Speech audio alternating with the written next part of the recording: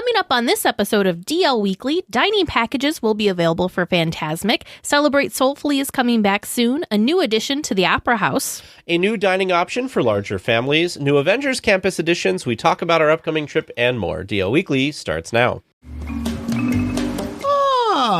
Buenos dias, señorita. My siestas are getting shorter and shorter. Oh, look at all the people listening. Welcome to DL Weekly's Enchanted Podcast. Hey, Tag and Teresa, mi amigos. Pay attention, it's showtime. Well, hello and welcome to this episode of DL Weekly for the week of May 11th, 2022. I'm Teresa Urban. And I'm Tag Bushman. We'd like to thank all of the current weekly tiers for supporting the show. Without your support, DL Weekly would not be possible. Your support ensures that the podcast will continue and that we can make it to the parks more often to bring you the latest news and information from the parks. If you'd like to become an official weekly tier, head on over to dlweekly.net/support to sign up. It's that time again for our friend Eric over at Concierge to catch us up on other Disney news. Hello, everyone. This is Eric Johnson with Concy Ears, and welcome to the D180. While Teg and Teresa cover all things Disneyland, in the D180 we take a spin around the rest of the Disney universe, and we do it in 180 seconds. Let's jump right in. We begin our adventure this week in the Walt Disney World Resort, where Epcot's renovation continues. Newly posted art shows off the concept for the central neighborhood of World Celebration. The area will feature something we have never really seen in the area, ample shade and plant life. Multiple gardens will change throughout the year to match festival seasons. The central planter will be surrounded by Epcot's iconic 5-ring logo. The logo will be part of an elaborate light show that plays each night. The other component of said light show is a returning favorite, Lit Pavement. Now hold your enthusiasm for a minute, this is a super exciting tribute. In case you didn't know, for many years, the pavement in this area had colorful fiber optics embedded in the pavement. At night, the walkway would come alive with multicolored movement. It was a super fun way to end your night, walking towards Spaceship Earth with the lights twinkling underfoot. The new pavement will take advantage of more advanced technology, bringing back some of that old-fashioned magic with new flair. Another homage to the past is the Communicore Plaza. Communicore East and West opened with Epcot Center and hosted multiple exhibits with the coolest technology the early 80s had to offer. The new plaza will have multiple stages for live exhibits and performances with plenty of seating and shade.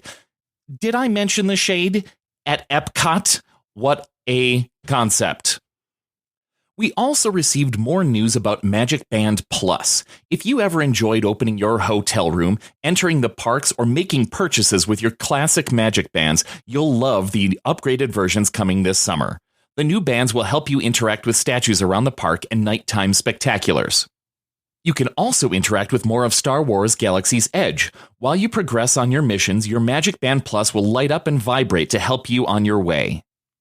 No word on cost yet, but this looks like a fun new way to get more out of our Disney parks without jamming your face in a phone.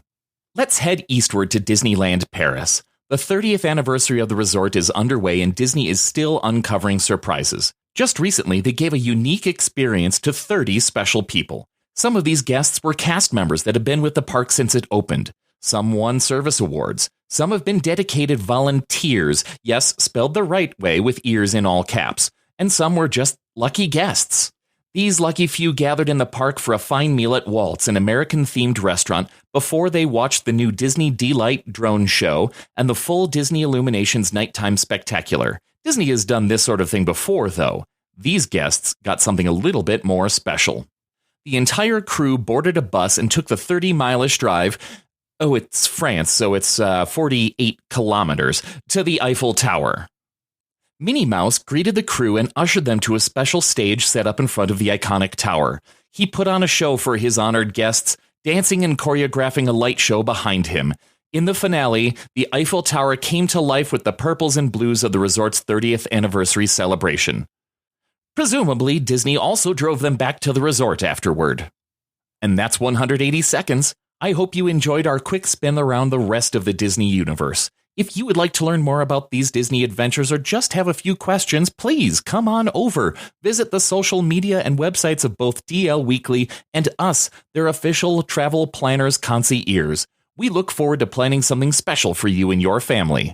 I'm Eric Johnson, and this has been your D180. Well, thank you, Eric, for getting us all caught up. I feel like we have a lot of news just for Disneyland. It's crazy that it's that times however many other thing. I mean, it's so much news, so much. So thank you, Eric. Speaking of news, calling all weekly tiers, we will be hosting a mini attraction meetup at Disneyland on Thursday, May 12th at 2 p.m. at the Mark Twain. Just meet us at the Mark Twain loading area at 2 p.m. and we'll take a fun trip around the rivers of America together. I'm really looking forward to this. I feel like the rivers of America they're just so calm and relaxing. And I think this will be a really fun, different way to do a meetup instead of just hanging out at like a restaurant or somewhere in downtown Disney, because we can actually enjoy Disneyland together. We did do a small attraction meetup back for our December trip. That was a little last minute though. So we weren't able to kind of broadcast and let everyone know about it ahead of time. But we did Small World Holiday. Now, while that was fun, it's not very, we could chat while we waited for the attraction, but once you're on the attraction, we weren't really able to chat. So I think this will be really fun. I think so too. Now let's get to the news.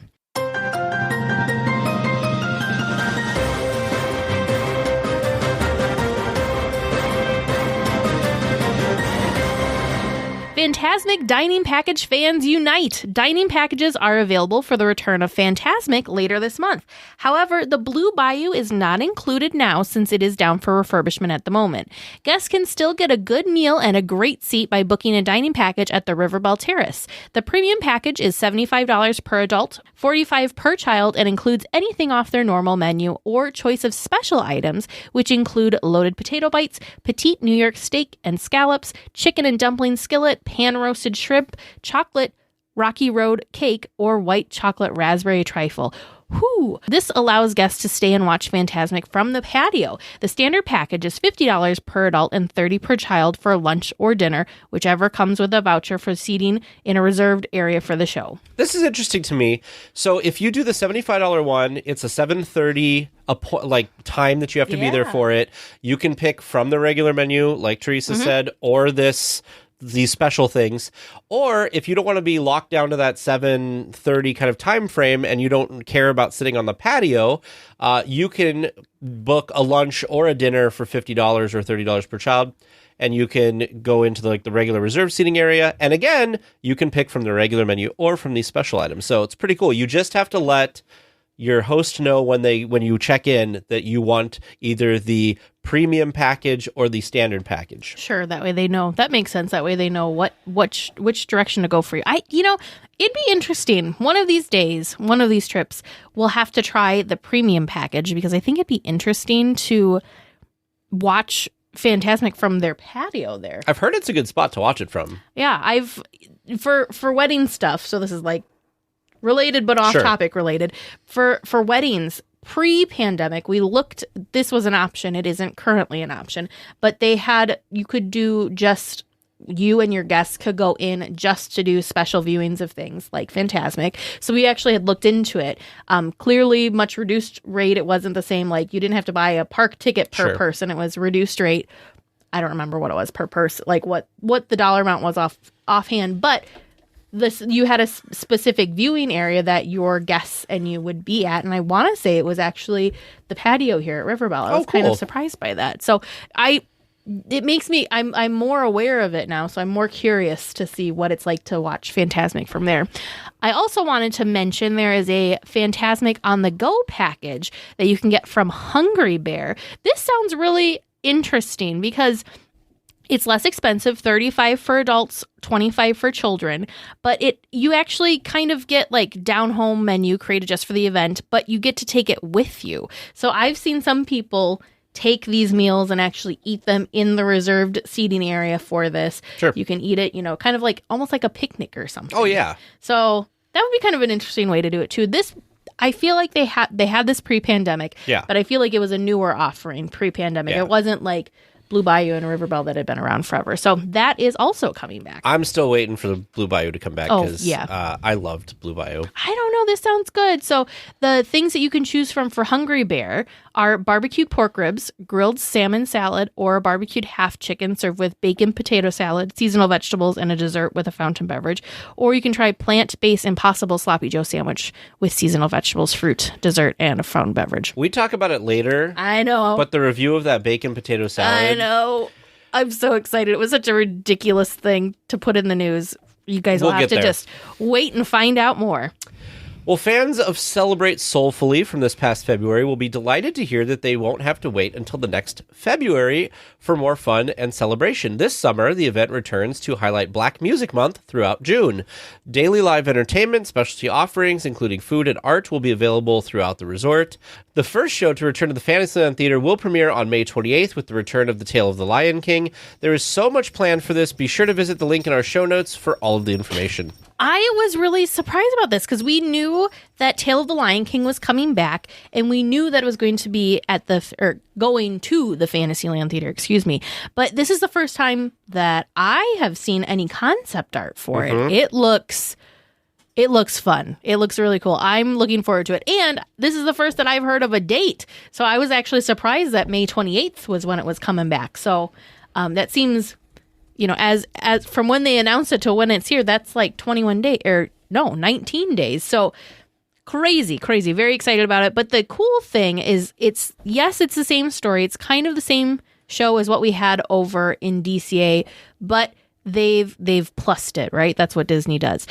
So there's a little bit different. It's not the exact same show. It is different.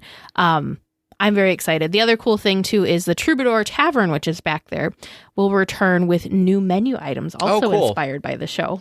That'll be cool. I don't think I've ever eaten back there. I have this weird, I always forget about it, but they have these like bloated baked potato things that they serve back there that I've always been curious about, but don't ever remember to try when I'm at the parks. Or if I'm back there and think about it, we had just eaten or we're just about to eat it. It never works out. Not one of these days I'll have to have one of their loaded baked potatoes.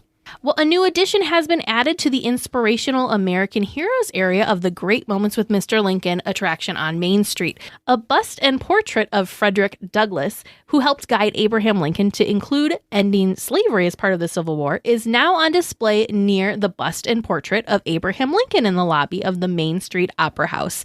A framed copy of the letter declaring Frederick Douglass as a free man is also on display. This display was added to continue their efforts to update attractions to reflect the rich diversities and stories of our world. So this is cool because they already had like a portrait and a bust of Abraham Lincoln there. They just added this. And I did not know, I'm not great with history to begin with, but I did not know his influence with all of this. Oh, yeah. So this is great that they have this because obviously people like myself will learn more because of this. And I think that's really awesome. Well, and the thing is, it ties in so seamlessly. Like, honestly, I was looking, of course, Disney Parks blog had a photo of the new display, which, again, of course, link is in our show notes. But it just ties in so seamlessly that it fits so well and so perfectly that it doesn't scream, oh, this half is new, this half has been here forever to me. Right. I think they did a really, really nice job. And I think it's really cool that in between the two busts and portraits, they kind of tell the story of how these two men are connected. I think that's really neat. Yeah. And I like the fact that he deserves to be celebrated. Oh, I was reading on the Disney Parks blog, they had some history about him and how that he was a slave. He learned to read and write, which was something that wasn't easy for slaves to accomplish. Then he became a really great writer and public speaker, and he settled in Massachusetts with his wife and joined the abolitionist movement. And he had an autobiography that came out and everything. I don't know. It's so inspiring because the odds were so against him for all of this stuff, and he was able to persevere and go through it. Yeah. And of course, lead to slavery being abolished, which is amazing. Yeah, I think it's cool. And to learn more, the story of the two leaders and their work together is highlighted in the area between the two busts too. So when we're there this week, I'm making it a point to go see Lincoln, to go check out this new exhibit. Oh yeah, I want to see this. Is really exciting to me. I think it's very cool. Yeah, I want to see the letter of his like declaration of him being a free man. That'll be awesome.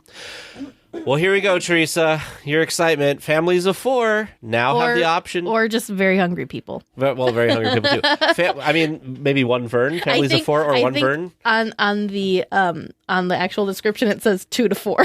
Yeah. Well, I'll tell you, those would have to be very hungry people. Look at the pictures. Well, families of 4 now have the option to eat at the resort for a pretty good deal. Guests can now purchase the family picnic platter at the Paradise Garden Grill at Disney California Adventure for $65. The meal includes barbecue half chicken, pulled pork and ribs, andouille sausage, poblano mac and cheese, chuck wagon beans, potato salad with bacon, creamy coleslaw, jalapeno cheddar cornbread, pickles, and onions, and cherry cheesecake for dessert. It can be ordered in person or through mobile order, but be prepared to wait a little bit because it is a lot of food that they have to prepare. Crazy amount of food. So the Disney Food blog had a really good write-up. They tried this. They had a really nice review of all the different pieces of this platter. I would love to see this in person because I'm trying to like think of somebody trying to carry it. Yeah, carry it around and like get to the table. But man, it looks delicious. So the things that stood out to me were the ribs, the potato salad, the cornbread, and even though they didn't get really good reviews, I'm curious about the mac. So I looked at this. I'm not a beans person, but the Disney food blog loved the beans that had like some bacon and stuff. So maybe I would like taste it, but I'm not like a beans person. They have like half of a chicken on here. A big chicken too. The andouille sausage was also a point of contention for their reviewers. Some of their people that had this liked it and some didn't. I love potato salad. So the potato salad, I'm very excited about. The cornbread they said was very good, but they missed butter and honey, that they didn't have butter or honey there. Perhaps soon they will come with a side of butter or honey. God, I'm looking at this potato salad, though. The potato salad does look delicious. Potato salad with bacon. Come on. Oh, it's going to be good. It's going to be good. Yeah, poblano mac. That was the other thing. And it's got like cornflakes on the top, so it's got a couple of different textures, too. They didn't have great reviews. They said it was just okay, but for some reason...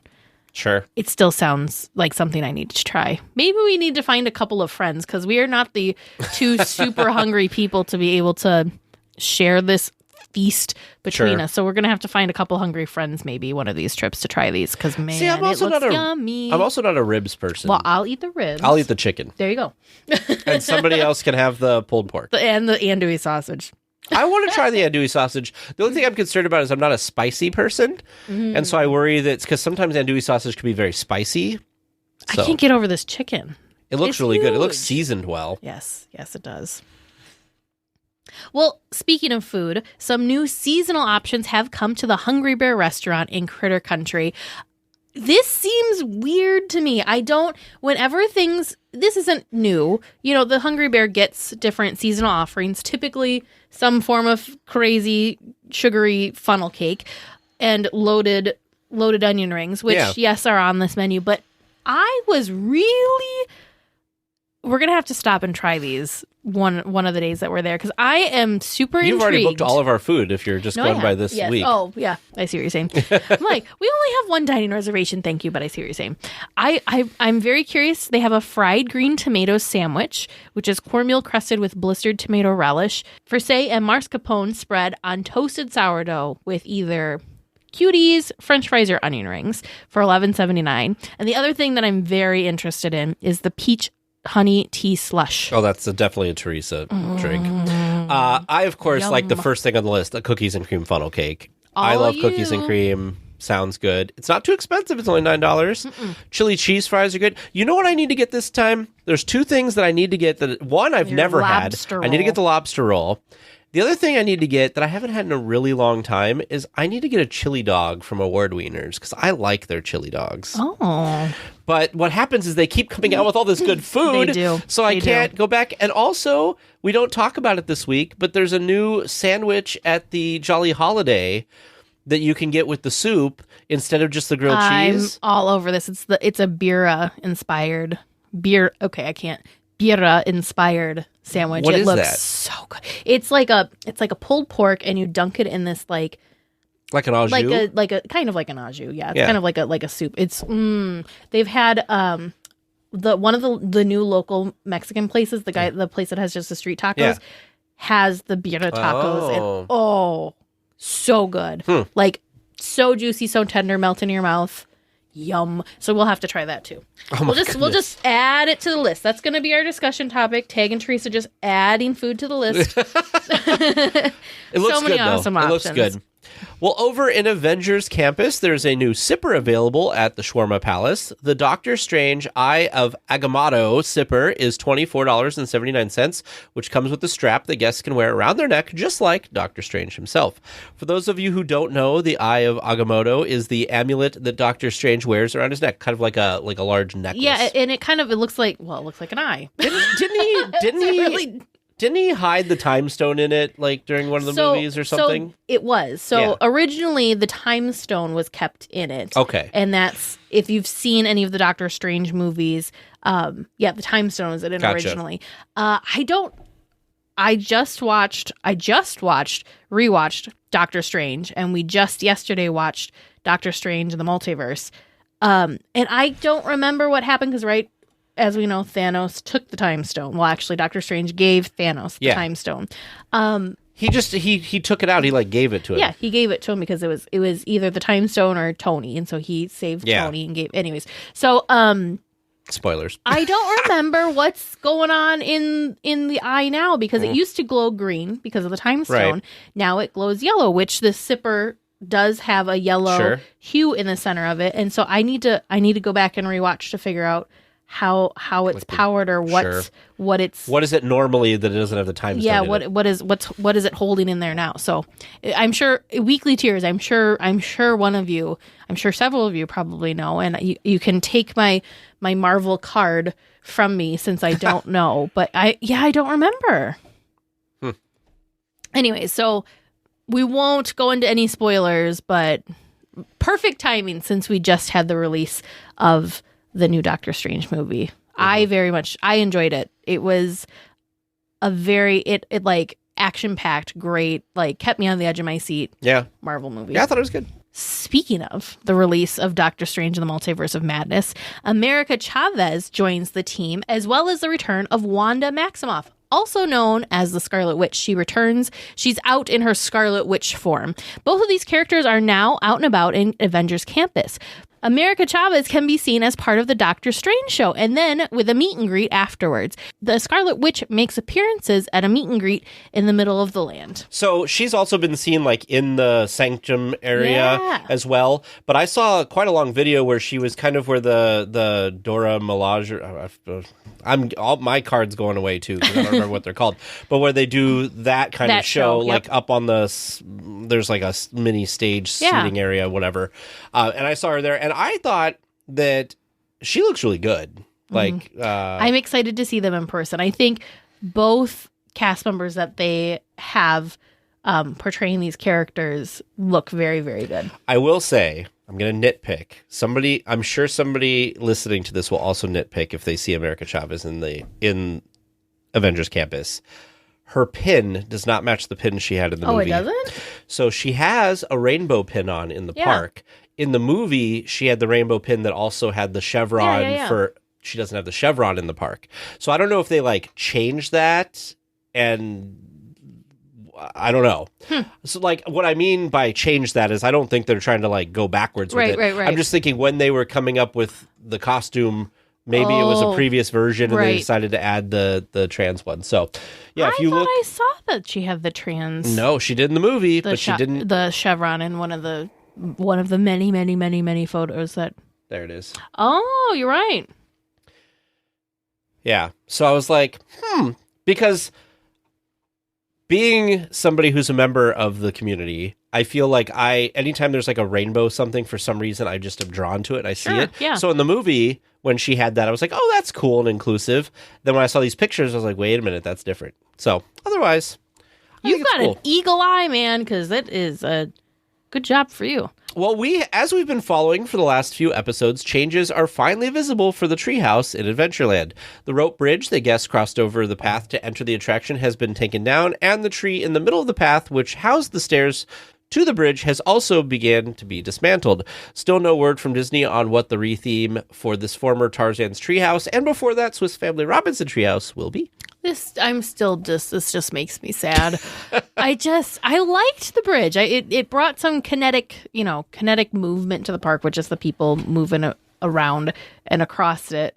So I'm a little nervous as to what this is going to look like when it's finished. I can't judge it yet because we have no idea, but it just feels like it's going to be just this big, vast open area, which is part of my hesitation with New Orleans Square, which we will either confirm or not when we're there this week. I'm just worried that these areas that used to have all this like charm is getting taken away so that there's more space. I understand space is important. I 100% understand that, but I just don't want to lose the character and charm of the area.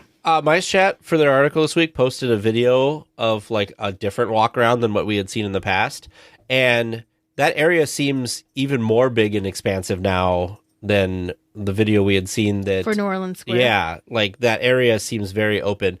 I'm still trying to figure out, because my brain is not processing this at all. I'm trying to figure out, because part of this supposedly is to help with the Pirates queue. And I just don't understand how this works. However, Disney is doing something in Florida, which I've been saying for a long time.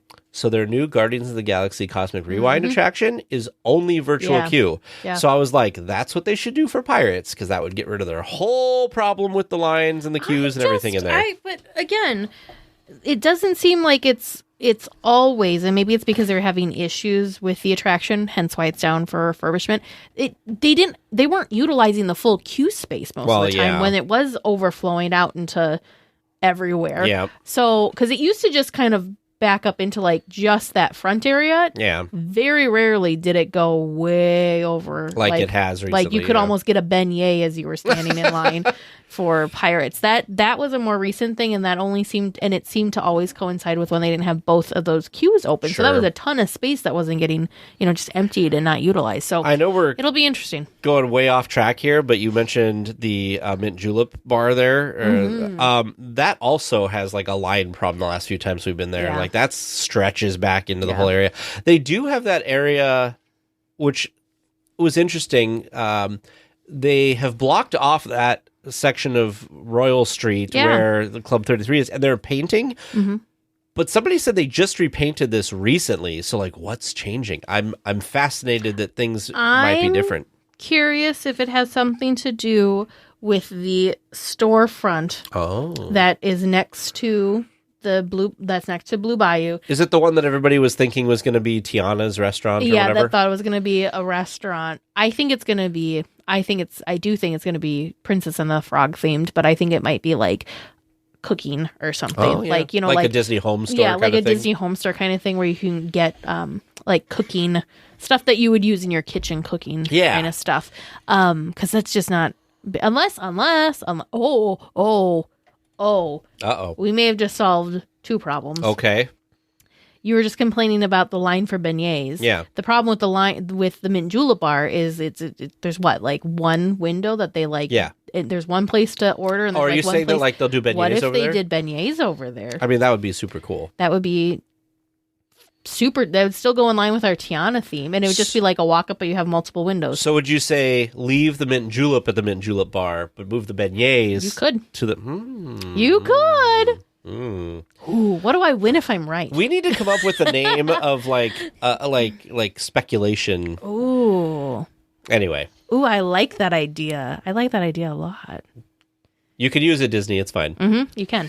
Last week was May the 4th, when Star Wars fans have a day of celebration for the universe that they know and love. Disneyland had 2 of their Star Wars Night After Hour parties, with one more to come up on May 27th later this month.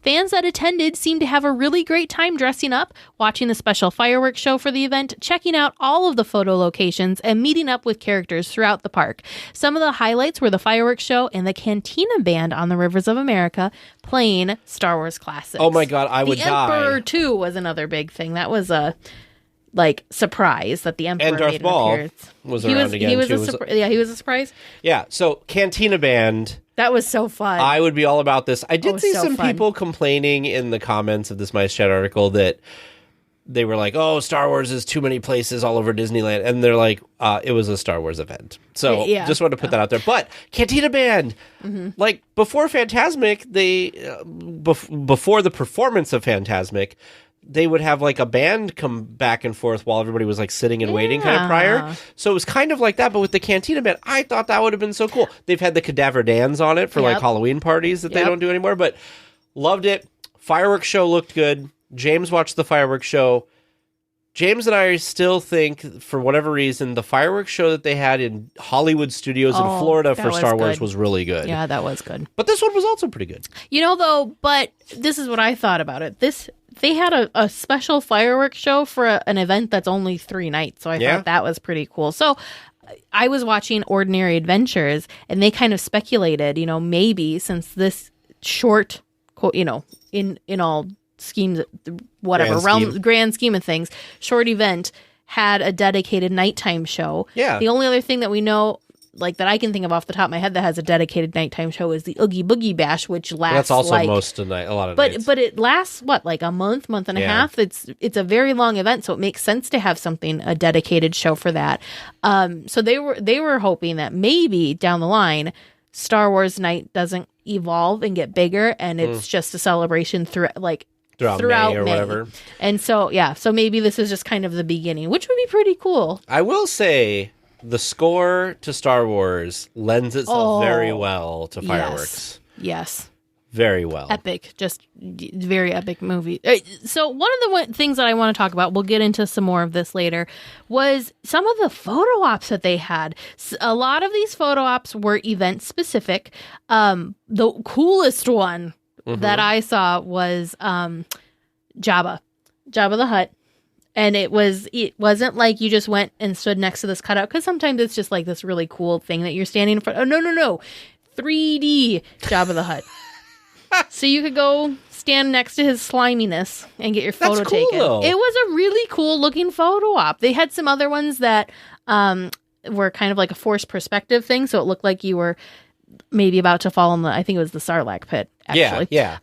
So they had a lot of really neat ones. Because that was like a thing that you wanted to get the picture of, right, with the cake and stuff. It was forced perspective. Yeah. I do like that. I think that's really cool. Yeah, they like Star Wars Night. They just knocked it out of the park. I think they did an amazing job. So good for them. This might be sacrilege, especially for me. This looked like it was a lot more fun than, I'm sorry to say, Villains Night was. There just seemed to be so much going on. There was tons of food options.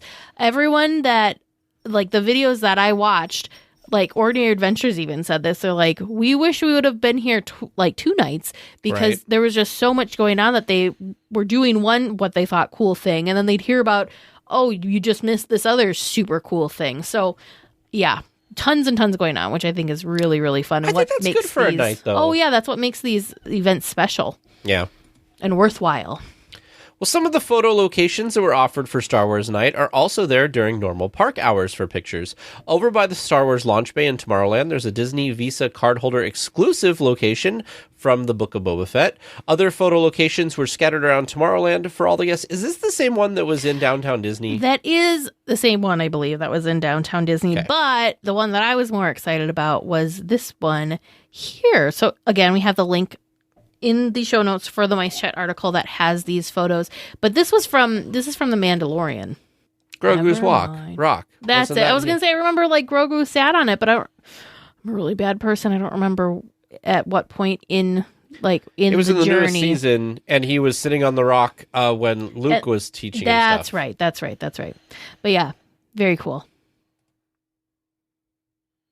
Scott, I think they should. I think that it'd be super popular. These have all sold out, so we know people. There's a want for it. That's it. Heck, I mean, if it was still going on when we were there, we probably would have gotten tickets for it. Especially, I mean, they would be sold out by now. But they sold out. I feel like if you have something that sells out, you should add more nights to it. Mm-hmm. And you know what? I feel like they could have added more nights, because especially since it was spread out throughout the month. Yeah. Maybe it will be in the future. Maybe Ordinary Adventures is right. It'll be Star Wars month. Yes. I mean, why not? Why not? With how much time and energy it takes to create these special event nights, you may as well do it more than just a couple of times. I feel like, too, as the years go on, we've seen this with Oogie Boogie Bash and stuff, too. I feel like as time goes on, it becomes like cheaper to put it on because like you've invested a lot in the beginning. Yeah. But then each year you could add like a couple little things to keep it like new and fresh, but it's not like a huge outlay. Yeah, it's not like, that first initial investment. Like Oogie Boogie Bash, they have all of the stuff to do. Right. I mean, they obviously have to have the villains, but like the Villains Grove, they already have all that technology and equipment. They just need to install it. And so, that's kind of cool. For visitors to the resort that are not in the parks, there are still some Star Wars things to check out. Outside the Star Wars Trading Post in downtown Disney, there is a sand sculpture to promote the upcoming Obi-Wan Disney Plus series. In addition, there is a Lego display outside of the Lego store featuring Captain Phasma, Kylo Ren, and a Sith Trooper, all made of Lego. There is also a massive Lego Yoda on display nearby, as in like he's huge. Bigger than Captain Phasma and Kylo Ren. Massive, like giant Yoda. I love like the Lego sculptures and stuff. Also, I'm hoping that this sand thing is still there when we're there because all it would take is like one good rainstorm. But I can't imagine. Look at all the detail on this thing too. Like it's just crazy. Yeah, the thing too, because Mice Chat of course has photos. I'm trying to think like where this big pit that they filled in with sand is. Oh, it's kind of over to the left of it. Okay. Yeah. I don't remember. There had to have been something there before. I genuinely don't remember. Oh, this looks like it was the same area that had the Ray's little thing from Jakku. Pretty cool. Very cool. Well, this week for our discussion topic, we are talking about, of course, our upcoming trip that we will be going on. As you guys listen to this, we will be in the parks for Wednesday evening, Thursday, and Friday. And just so you guys know, in case you listen to this in the future, that is going to be May 11th, 12th, and 13th of 2022. On the 14th and 15th, we will be at the Disneyana show where they have, like, I want to say it's like, for us, it's a once-in-a-lifetime situation. They've got Bob Gert, they've got Kim Irvine, they've got, it's just going to be amazing because they're going to have a whole presentation, everything. It's just amazing. So we're going to be doing that, and then we're going to do the show and sale on Sunday morning, and then we fly home. So it's going to be a very quick trip, but packed full of so much fun. So let's start with park stuff that we're excited about, since that's the first half of our trip is park stuff. I, of course, am very excited to see the Main Street Electoral Parade again. I'm also excited to check out Fantasy Fair, like that theater over there, to check out the little shows that they've got going on there as well. And as we've already discussed, of course, World of Color. I was focusing just on Disneyland. World of Color, we do have a dining package for World of Color. So that I'm excited because that's it's like, right, we get to see World of Color again, but we're also eating at Storytellers, which that will be my first time. Me too. At Storytellers. So what day is that? That's Thursday. Oh, okay. So I'm excited to check out Storytellers. Sure. I have high expectations because all of the wedding food that we had was just phenomenal. Oh, yeah. And that was all provided by the Grand Californian Hotel. So I am going in really excited to Storytellers, hoping that we get some of those same flavors. And it's a buffet. Yeah, so I watched some reviews on this, and they just have like a ton of different options. I mean, buffets are great. Mm-hmm. It's not going to help me with my try to eat better journey, but we'll just have to walk a few more laps around. Sure. But like I said, I think the food looks really good. I really like the fact that Storytellers is involved in a dining package, so you can go, like, they expand the options. Because I feel like for a long time, when you wanted to do like a dining package somewhere, it was like the same places over and over. It was like Plaza Inn and Blue Bayou and Riverbell Terrace and Hungry Bear a little bit. And then in California Adventure, it was like Carthay and Lamplight and Wine Country. I don't know if they had any dining packages with Lamplight. Didn't they have a dining package with Ariel's? But when it was Ariel's. Maybe. Yeah. Maybe. But like that was the only real options. So I like the fact that this is a place we've never been to before. So we're excited. It'll be a whole great experience because it'll be a dining package we've never done before at a new location we haven't done before, and seeing World of Color in its freshened upness. Yeah. I think it'll be neat just because, like you were saying, we've all kind of had the same ones. But what's cool is this is bringing in a location that is, for me anyways, a little out of sight, out of mind, because it's not inside the park. So I kind of forget about Storytellers, which is sad because it sounds like delicious. And ever since I've been learning more and more about it, I've wanted to try it out. And so this is just like a perfect excuse, a perfect reason to go. Because sometimes when I'm in the parks, it's very hard for me mentally to think to go out. I don't think outside of the park once I'm in the park, if that makes sense. Well, even with Downtown Disney, we do that same thing. It's like we want to go eat in Downtown Disney, but we forget. The only time we've successfully done it is when we've gone out because we were there and we don't have a reservation or whatever for that day. We did that with Naples. Or we have a situation where we're doing like a meetup and we're like, let's have Earl of Sandwich. Mm-hmm. So yes, you're right. Like, this is nice because it will force us to do that on a day that we're in the park normally. Plus, it's pretty convenient because where you exit into the Grand California, it's like right there. Exactly. Also, I've decided another thing that I'm looking forward to is pin trading, of course. And one of the boards that I found that I really found some cool stuff on is actually inside the Grand Californian in their little gift shop. So this gives me a good excuse to go pop out, check out the gift shop, check out the pin board, see if I can find anything. And we get to see the Star Wars thing that you're very excited about in the lobby. Yes, the big Millennium Falcon display. I also want to say that Teresa's trying to tempt me into pin trading because last week when we recorded, we went downstairs from the studio and she goes, one of these is yours, pick one. And I'm like, well, I kind of like this one. She's like, you're not supposed to like it. You're not supposed to like them. The one that you feel the least attachment to is the one you need to take. I'll probably do the one that looks like the skull crossbone kind of thing because those aren't that exciting to me. But those other ones, there's a couple ones that are nice. So I don't know. But I will do some pin trading this time. I have to remember to bring a lanyard too because that's part of the whole thing. Yeah. And I got to do like you. Maybe I got to separate because your big thing is you have sometimes a Ziploc bag with ones in it. So what I do is I don't wear them because I don't put locking backs on them. So I don't want to lose them. Yeah. So I have the ones I'm keeping are on my lanyard and the ones to trade are loose in my Ziploc bag. So they're kind of all together, but easy enough to grab and swap out. So I am looking forward to pin trading, of course. The other thing, this is really weird, but we're gonna transition to food.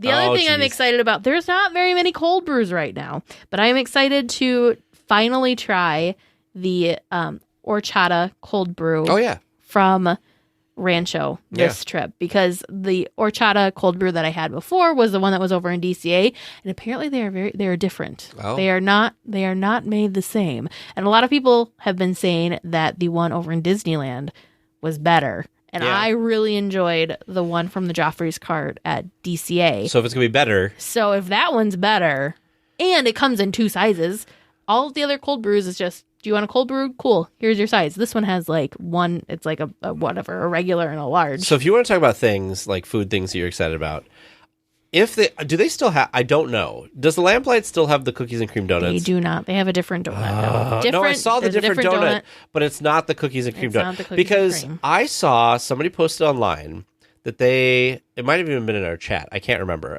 This has been a very busy week for me, so my brain's all over the place.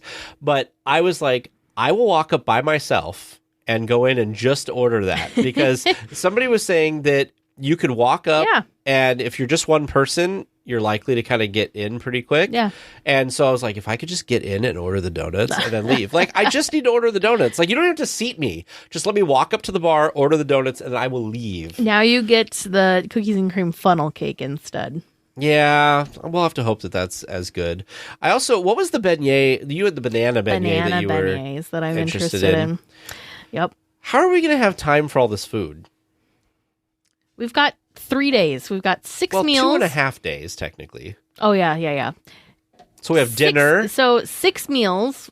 We have 3 dinners. 1 is already spoken for. Yep. So we've got 3 lunches, 2 breakfasts. Oh, yeah, 2 lunches, 2 breakfasts. We'll do it. I have faith. Okay.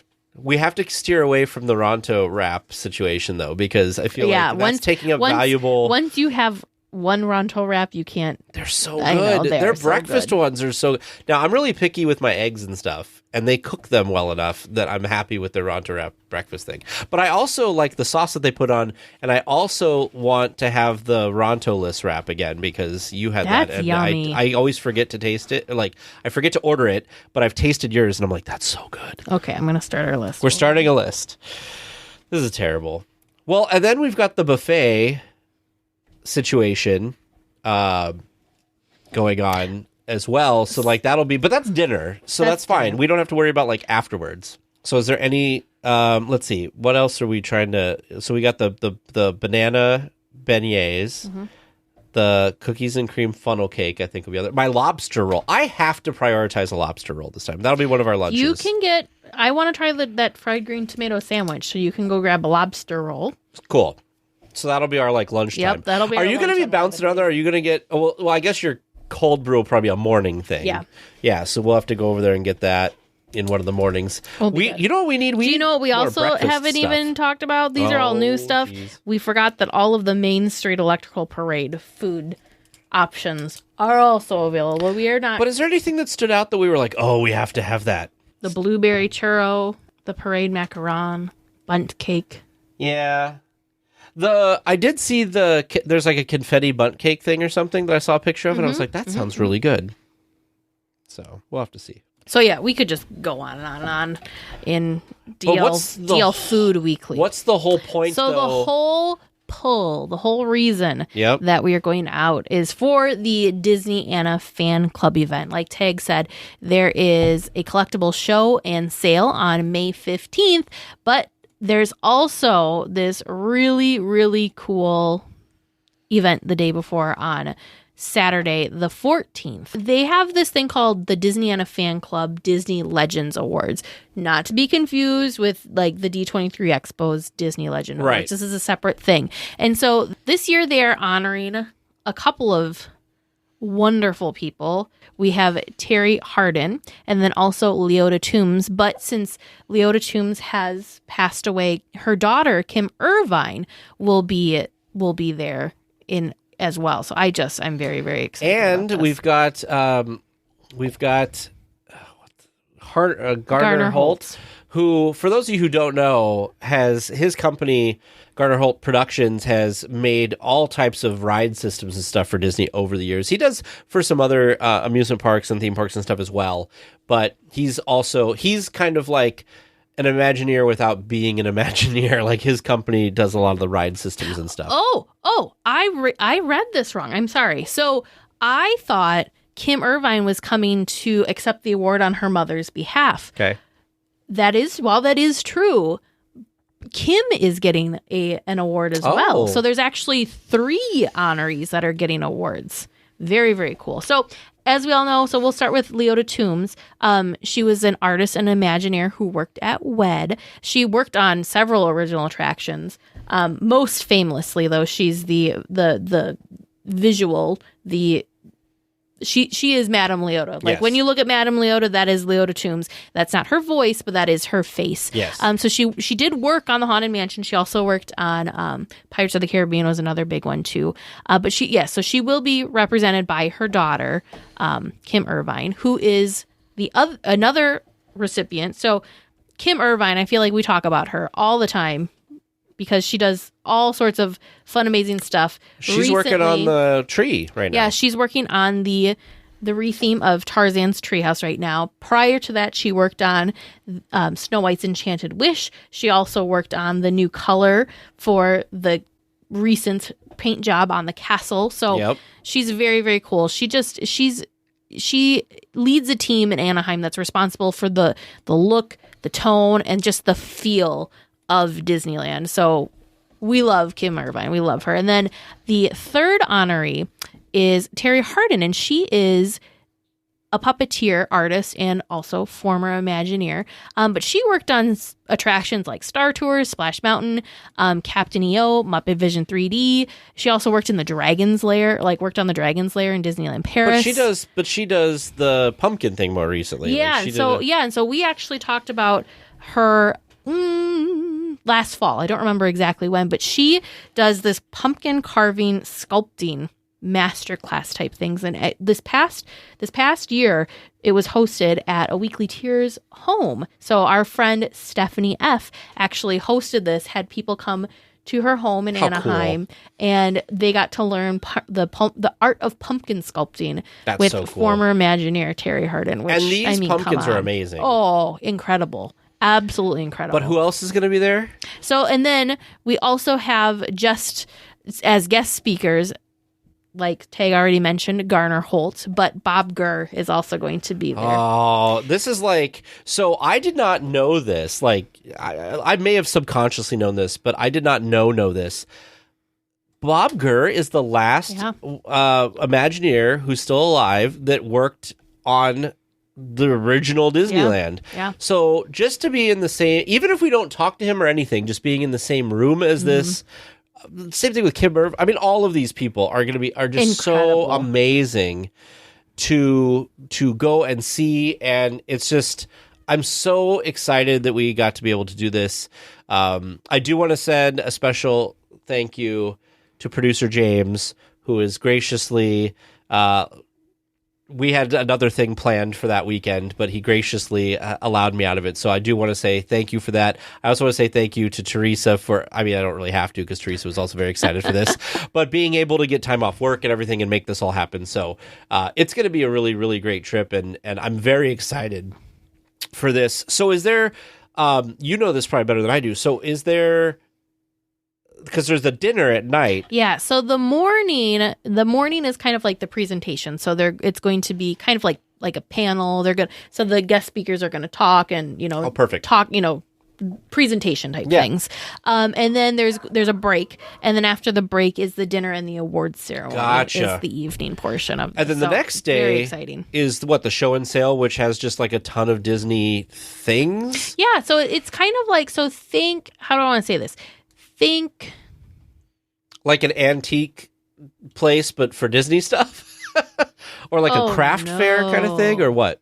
So there's going to be a presentation with Bob Gurr, and then later joining Bob on a panel about Disneyland attractions will be Garner Holt with him. Yep. And then the third presenter is Terry, and Terry's going to be sharing her tales of work on Disneyland Paris in honor of the 30th anniversary. So those go from 10 a.m. to about 1:30. I said, oh no, because there's also a silent auction that's going to be held throughout the day, which concludes also at 1:30. A break from then until 6 p.m. so that they can get their room set up for the Legends dinner, where we will hear about the honorees of the award. And again, those honorees are Terry Hardin, Kim Irvine, and Leota Toombs. Right. So then what's Sunday? So then Sunday is basically it's like a sale. So this is our first one, but from what I understand is it's like a collectible show and sale. So if you've been to D23, this is kind of like D23, but on just a smaller scale. Okay. So in D23, you've got all the different panels and presentations. Yeah. But on the expo show floor, there was all sorts of different booths. Yeah. There were like different artists, different people that are authors that you can meet and buy their books, and people that sell all sorts of collectibles and pins and anything and everything Disney. Think that just on a smaller scale. And so that's at the Doubletree Suites by Hilton on Sunday. I feel like that's going to be dangerous for us. Well, thankfully at that point we would have already packed our bags, so we can't get too crazy because we would already packed. So I'm just very excited to go. Our friends Lynn and Ken from the Sweep Spot are going to be there. They've got a booth that they'll be selling their books at. So we're looking forward to bumping in and saying hi to them. Who knows? We might see other familiar faces while we're there too. So we're just really excited to check out, see what there is to see.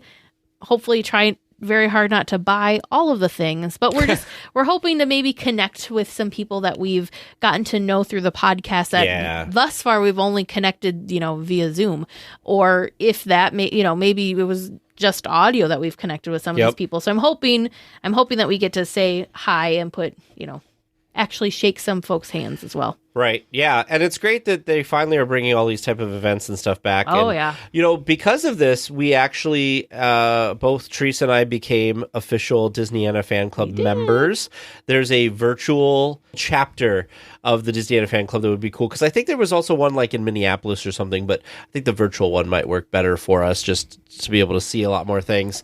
And so that's very exciting. In fact, right before we recorded this tonight, both of us got our membership cards. We did. We're official. We have our cards. Great timing. I just noticed this. So clearly we're not going to be taking part of this, but they're holding their first Disneyana fan club Disney Bound contest. So we'll have to go check out the Bounders and when are we going to Disney Bound? Well, once we plan outfits. Yeah. Step 1, plan the outfit. Step 2, buy the outfits. Step 3, wear the outfit. So profit. Step 1, we gotta plan this out and figure out what we're gonna do. Man, I just think this is gonna be now. Just like for you and Vern's wedding, I feel like we're going to be doing a lot in a short amount of time, so it's going to feel crazy. Did we decide, are we doing Genie or anything? Or we haven't even talked about any of Yeah. that. I don't know. We're going to be too busy eating all the food. We're just not going to go on anything. We're just going to be eating the whole time. We're going to have to be eating and walking to burn off the food. We're the best guests that Disney has. It's like, oh, you're not even going to be utilizing anything? You're just going to come in and spend more money to buy food? Okay. Yeah. Well, that's because they have so many they have so many amazing offers. You know how much money they would make if there was like a booth? Like if you could go to the newsstand in the Esplanade and be like, I'd like to order some Bengal beef skewers or like horchata or whatever, and they like bring it to the front without even have to go in the park. Plus the nighttime stuff is back because we're going to spend a bunch of time watching the Electrical Parade and World of Color. And the fireworks. Fireworks. Too bad no Fantasmic yet. I know. We're just a little early on that. Next trip. It gives us something to look forward to next trip. I heard a rumor. Well, not a rumor. Let me tell you the not rumor part. So Disney announced for the Florida Fantasmic that they're replacing the Pocahontas scene with like a bunch of different things. And so they're doing some different stuff there, which makes me think, maybe they're replacing some stuff for ours because there's been a rumor for a while that they are replacing the Pirates segment back to maybe Peter Pan because a lot of people, I guess, aren't as happy with the Pirates version of when the Colombian stuff comes out. But also, I almost wonder if they would be updating anything else to add like newer things to it because they seem to be doing stuff like that. We get more like, so Coco would be great. I don't know how they'd work it in, but that'd be cool. I don't know either. But I want more physical things. So like, I would be very excited for Peter Pan to come back just because I loved the TikTok that followed the TikTok crocodile that followed the boat. I thought that was such a fun little ad, and I really want to see it. Maybe one day we'll talk to someone that can tell us the reasoning. But Flotsam and Jetsam, I thought that was a really nice ad to the screen versus just the screen. So we'll see. We'll see. Well, what do you, other than the Disneyana thing, which I think is like the highlight of this trip for us, what are you most excited for? The Electrical Parade, probably. I'm going to lump it all together. Nighttime entertainment. I'm really excited. And just entertainment in general, because... Are we going to see one of the shows? One of the little, like, Royal Princess Fantasy Fair shows? Okay. Yeah, I want to... Both of them, because there's two shows. Yeah, there's Beauty one and the that's Beast Beauty and and the Tangled, Beast, right? and there's one that's Tangled. So I would like to try and catch both of them if we can. So I'm really excited to check out some of the entertainment that has come back that we haven't gotten to experience yet. You know who I haven't seen but you saw for your wedding? Like, I want to see the Pearly Band. I want to see the Dapper Dans. I want to see what are the people in New Orleans Square? Oh, the bootleggers. The bootleggers. They're super fun. I want to see all of them. So we'll have to see. I don't know. I think you're right. The entertainment is going to be great. Mm-hmm. So I don't know how many rides. I was giving somebody so much. I was giving Eric on the Hub Crawl, my other podcast, some grief because he was he still has never seen Fantasmic all the way through. Really? Because he uses it as an opportune time to go on all the rides. And I said, you really need to watch Fantasmic all the way through. See, the more frequently I go, the bigger a fan I am of this thing that I've accidentally found out. You go for rope drop, right? Okay. And like the first couple of hours, You do attractions? You just walk on attractions, basically, because it's just the crowds aren't that heavy. Once the crowds start building, that's when I like to step away from attractions and really take advantage of and experience and enjoy the entertainment offerings. And that was missing for a long time. So now that stuff is back. Yeah. They just need some more entertainment over in DCA now because they need like a parade back or something. They do. But it'll be nice. So for me, highlight, I think also nighttime entertainment. I'm excited because I feel like the finale float of the electrical parade, I feel like the videos and the pictures we've seen haven't done it justice. Like I think it'll be gorgeous in person probably. We do need to watch the electrical parade twice though, because we got to make sure that we're on both sides. To really enjoy that. We'll probably do it that first night we're there, right? Because I feel like you're going to be like, especially if we're anywhere near where it's happening, she'll be like, Elliot! Because you did that when we were there before and Elliot was, you're like, we have to wait till Elliot. We just have to wait till Elliot goes by. Now we have to wait till the end because it's exciting. It used to be Elliot and I don't really. The good thing is Elliot is closer to the end, so. He is, yeah. He is. But the other thing too is they are sold out as of this recording, as I understand it, but I'm hoping that the popcorn bucket and the sipper will come back in stock. That's going to be interesting because I feel like they did it intentionally and smart where they're just kind of a trickle release instead of just all of them are gone instantly and then sorry about it. But yeah, so they keep saying summer. However, they've come back one or two times since the opening weekend, so I think it's a slower trickle. Crossing my fingers. Same thing though with the merch though, because the ears sold out that first weekend. Weren't around, but they're back, so you can get the Main Street Electrical ears. Last I saw, same thing with the lounge light and all that. So it seems like merch demand's kind of leveled out with supply and demand. There's kind of hit a good level, so. We'll see. Because you order those from like a place, right? Like you order the things from. It's not a shopping location. You order like the popcorn bucket and stuff like at like a vending cart or a restaurant. So you can either pick up the popcorn buckets at various popcorn stands and carts around the resort, or where was it? Galactic Grill. Oh, sure. You could mobile order it. You could mobile order it from Coke Corner. Okay. A couple different like physical brick and mortar stores too. Yeah, I was just looking quickly because I was curious, like if I went in right now, what would there be? So Galactic Grill, huh? You think is a good Grill spot? was one of the places you could mobile order from. Yeah.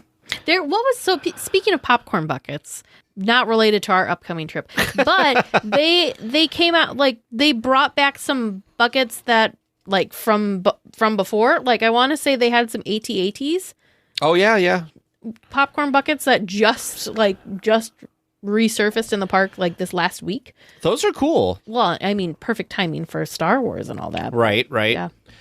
Well, we're going to have a lot of fun. Hopefully, we're going to eat a lot of food. As many of you as possible can come meet us for our meetup on the Mark Twain.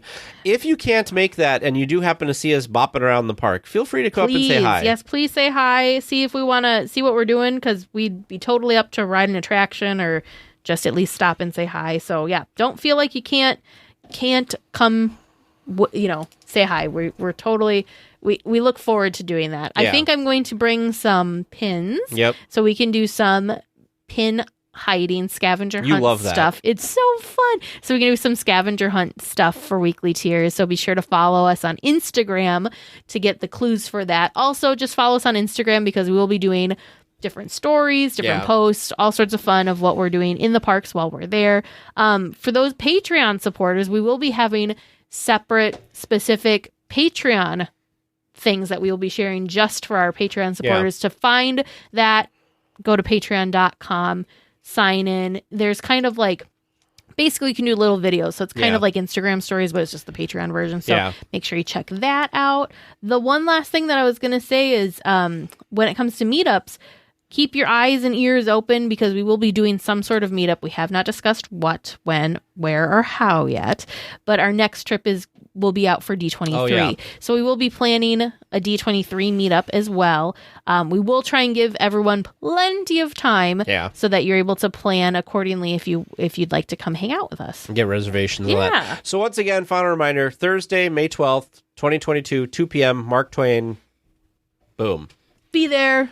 Or be square. Or don't be there. So we will be back next week with more Disneyland news and information. Until then, we're going to go out and enjoy the parks. Oh, that's a good one. Please remain seated until the podcast comes to a complete stop and the doors have opened. Then collect your belongings, watch your head, and step carefully from the episode. On behalf of all of our crew, thanks for traveling with us. And we hope you have a happy and memorable visit here at DL Weekly.